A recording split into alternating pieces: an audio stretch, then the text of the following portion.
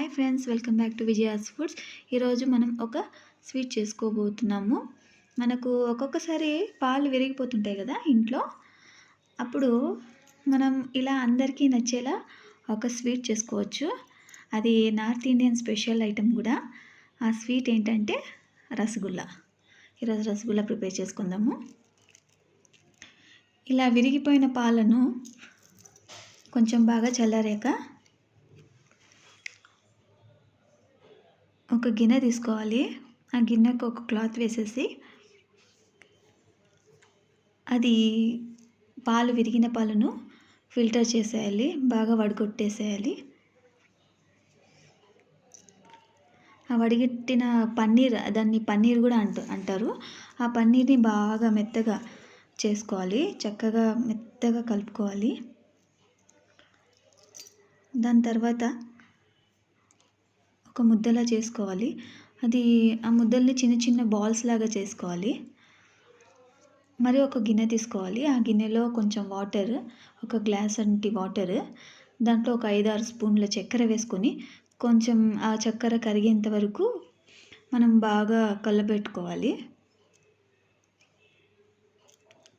ఆ చక్కెర కరిగి బాగా పొంగు వచ్చేంత వరకు పెట్టుకోవాలి. దాని తర్వాత ఆ రసగుల్లా మనం చేసాము కదా, ఆ బిళ్ళలను అందులో వేసేసేయాలి. ఆ వాటర్లో ఆ షుగర్ సిరప్లో బాగా అవి ఉడికించాలి. ఆ చక్కెర పాకమంతా దానికి పట్టేయాలి.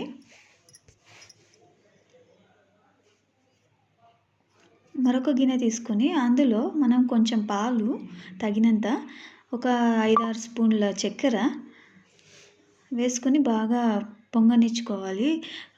తిప్పుతూనే ఉండాలి. ఆ పాలు కొంచెం చిక్కగా అయ్యేంత వరకు కలుపుతూనే ఉండాలి.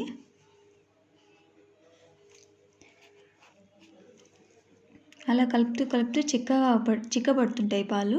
అందులో మనకి కొంచెం కుంకుమ పువ్వు కూడా వేసుకోవాలి. బట్ ఇక్కడ నేను నా దగ్గర కుంకుమ పువ్వు లేదు కాబట్టి చిటికెడు పసుపు వేసాను కలర్ కోసము.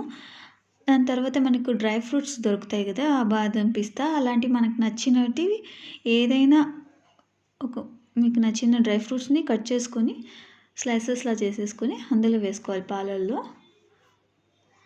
ఆ పాలు బాగా చిక్కబడాలి.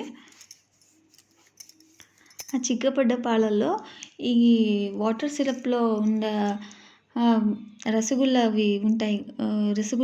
ఉన్నాయి కదా, అవి దాంట్లో షిఫ్ట్ చేసుకోవాలి. ఆ పాలల్లోకి షిఫ్ట్ చేసుకొని ఒక 5 మినిట్స్ అందులో ఇలాచి కూడా వేసేసేయాలి.